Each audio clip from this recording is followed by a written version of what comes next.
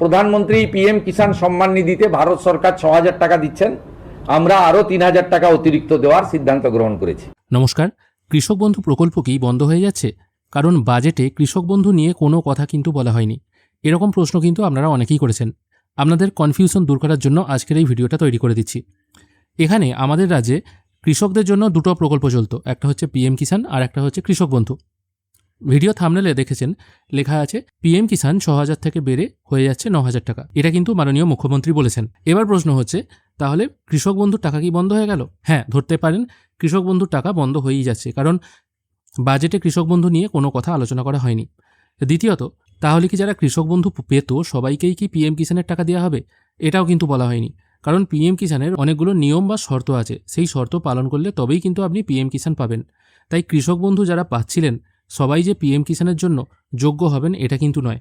PM কিষাণের প্রথম শর্ত হচ্ছে আপনার জমির মালিকানা, বা আপনি যদি জমিটি কোনো বিক্রেতার কাছ থেকে ক্রয় করে থাকেন ১ ফেব্রুয়ারি ২০১৯-এর আগে, এবং যদি আপনার কাছে এরকম পর্চা থেকে থাকে পিএম কিষাণের জন্য আবেদন করতে পারবেন। যদি হয়তো আপনি জমি কিনেছেন রিসেন্ট ১ ফেব্রুয়ারি ২০১৯-এর পর, হয়তো আপনি কোনো জমি কিনেছেন, হয়তো ২০২০ সালে কিনেছেন বা ২০২১ সাল, ২২ সাল, ২৩ সাল, যে কোনো সময় কিনেছেন, তাহলে কিন্তু আপনি পিএম কিষাণের জন্য আবেদন করতে পারবেন না। এটা হচ্ছে পিএম কিষাণ আবেদনের প্রথম শর্ত। দ্বিতীয় শর্ত হচ্ছে একই পরিবারের মধ্যে সবাই কিন্তু পিএম কিষাণ পাবে না। একটা পরিবারে যে কোনো একজন ব্যক্তি কিন্তু পিএম কিষাণ পাবেন। কৃষক বন্ধু যেমন সবাই পেতেন, পিএম কিষাণে কিন্তু শর্ত আছে একটা পরিবারে একজনই পাবেন।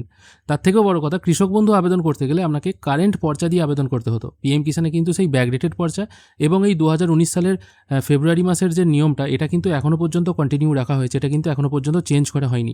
কেন করা হয়নি সেটা কিন্তু আমিও জানি না। তবে হ্যাঁ, ২০১৯ সালের পরে যদি আপনার জমি হয় তাহলে কিন্তু আপনি পিএম কিষাণ পাবেন। কী ক্ষেত্রে পাবেন? দেখা গেল আপনার বাবা হয়তো পিএম কিষাণের টাকা পাচ্ছিলেন, তিনি হয়তো মারা গেছেন ২০১৯-এর পর, ২০, ২১, ২২, যে মানে ২০২৫ সালেই ধরুন হয়তো তিনি মারা গেছেন। তিনি মারা যাওয়ার পর তার জমির ওয়ারিশন হয়তো তার ছেলে হচ্ছে। এবার সেই ছেলে যখন কারেন্ট রেকর্ড বার করছে, তখন তো সেটা আর ২০১৯ হবে না, কারণ রেকর্ড চেঞ্জ হচ্ছে, তার বাবার নাম থেকে চেঞ্জ হয়ে ছেলের নামে হচ্ছে। সেক্ষেত্রে সেই রেকর্ড ধরে সে কিন্তু যদি আবার পিএম কিষাণের জন্য আবেদন করে, সে বলতে পারবে আমার বাবা পিএম কিষাণের টাকা পেত, বাবার ওয়ারিশন হিসাবে আমি আবার অ্যাপ্লাই করছি পিএম কিষাণের জন্য, তাহলে কিন্তু তিনি পাবেন টাকাটা। কিন্তু তিনি যদি জমি কিনে থাকেন ২০১৯-এর ফেব্রুয়ারির পর, হয়তো কোনো বা দানপত্র হয়েছে, তাহলে কিন্তু তিনি পিএম কিষাণ পাবেন না। তাই পিএম কিষাণের অনেক কিন্তু শর্ত আছে।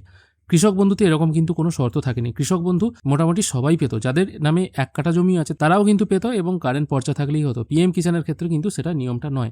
তাই প্রত্যেকেই, মানে যারা কৃষক বন্ধু পেতেন, তাদেরকে সবাইকে কনভার্ট করে পিএম কিষাণে আনা হবে এটা কিন্তু নয়।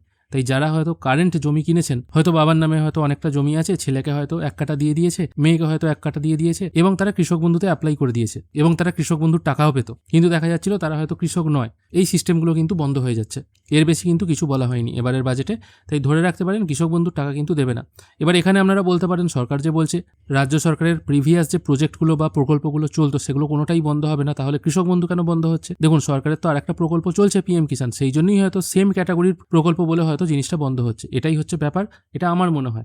এবার সরকার কি বলতে চাইছে সেটা তো আমি বলতে পারবো না। আপনারা অনেকেই প্রশ্ন করেছিলেন, তাদের কনফিউশন দূর করার জন্য কিন্তু আমি ভিডিওটা বানিয়ে দিলাম। আশা করি জিনিসটা বুঝতে পেরেছেন। ভিডিও যদি ভালো লেগে থাকে অবশ্যই একটি লাইক করবেন। ভিডিও দেখার জন্য অসংখ্য ধন্যবাদ। ভালো থাকবেন।